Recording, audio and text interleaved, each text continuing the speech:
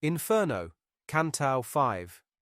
Thus I descended from the first circle down into the second, which binds less space and so much more pain, which stings to trouble.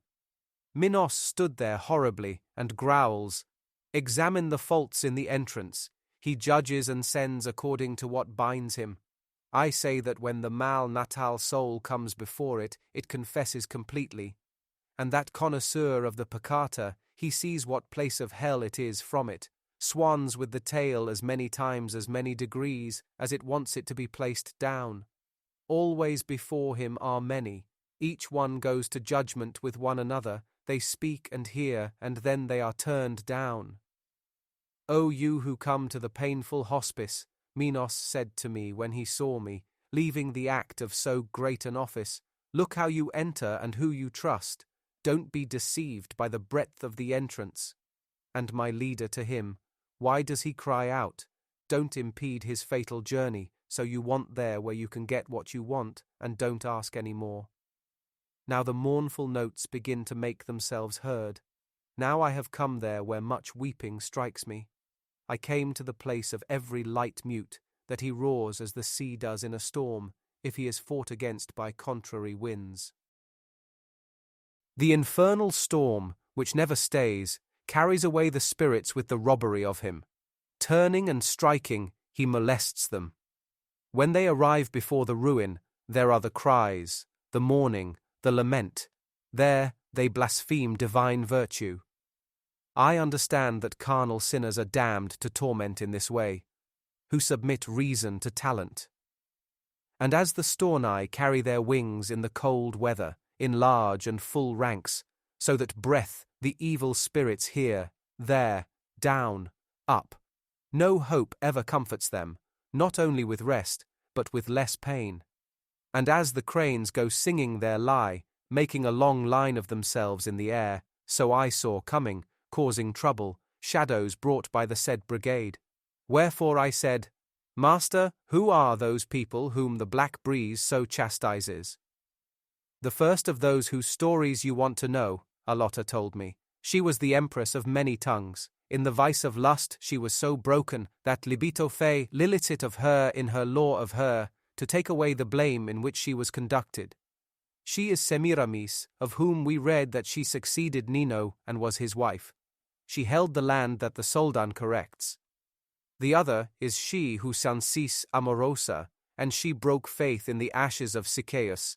Then its lustful Cleopatras.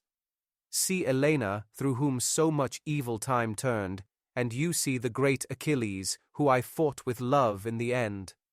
See Paris, Tristan, and more than 1,000 shadows he showed me and named me with his finger, which divides the love of our life. After I had heard my doctor name the ancient women and the knights, pity came to me, and I was almost lost. I began, Poet, I would gladly speak to those two who go together and so seem light to the wind. And he to me, you will see when they will be nearer to us, and you then ask them for the love that leads them, and they will come. Yes, as soon as the wind bends them to us, the voice moved. O souls in distress, come to us to speak, if others do not deny it.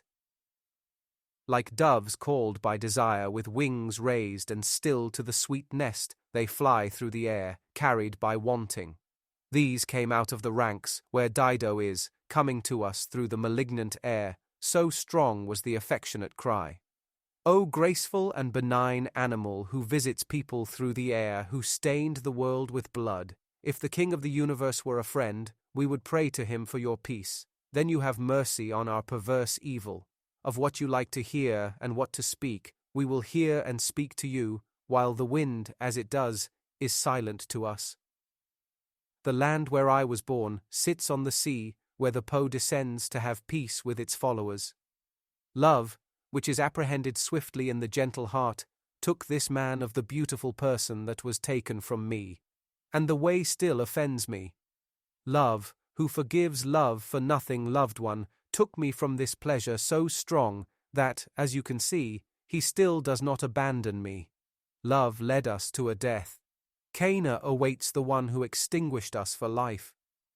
These words from them outdoors us. When I understood those offended souls, I bowed my face, and held it down so much, until the poet said to me, "What do you think?" When I answered, I began, "Oh, alas, how many sweet thoughts, how much he harassed them at the painful step." Then I turned to them, and I spoke, and I began, "Francesca, your martiria lagrima make me sad and pious. But tell me, at the time of the sweet sighs, to what and how did love grant that you knew the doubtful desires?" And she to me, "There is no greater pain than to remember the happy time and misery, and that your doctor knows. But if you have so much affection to know the first root of our love, I will say like the one who weeps and speaks.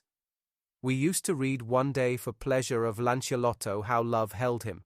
We were alone and without any suspicion. For more breaths our eyes drove us away from that reading, and our faces discolored. But only one point was what won us over. When we read the unfortunate Rice being kissed by such a lover, this one, who will never be divided from me, my mouth kissed me trembling. Jailbird was the book, and who wrote it. That day we read no more ahead. While the one spirit said this, the other wept, so that of pity I fainted as I died, and I fell as a dead body falls.